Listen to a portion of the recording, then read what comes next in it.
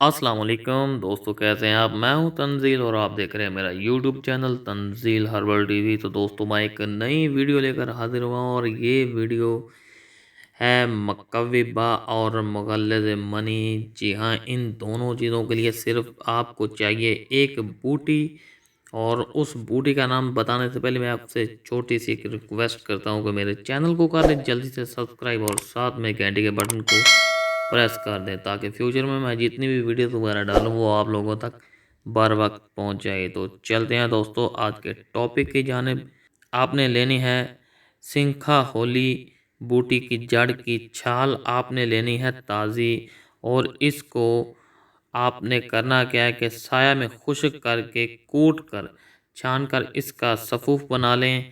और बकदर 6 माशा हमरा शीर गाओ यानी कि गाय के दूध के साथ सुबह और शाम इस्तेमाल करें। इंशाल्लाह जिन लोगों की मनी पतली है और एहतलाम जरियान और इन सब चीज़ों के लिए ये बूटी नहायत ही मुफीद है। दोस्तों, अगर ये वीडियो आपको पसंद आई तो आप करें मेरे चैनल को लाइक और शेयर। मिलते हैं इस वीडियो के बाद अगली वीडियो तक। अल्लाह हाफिज़ और नासिर।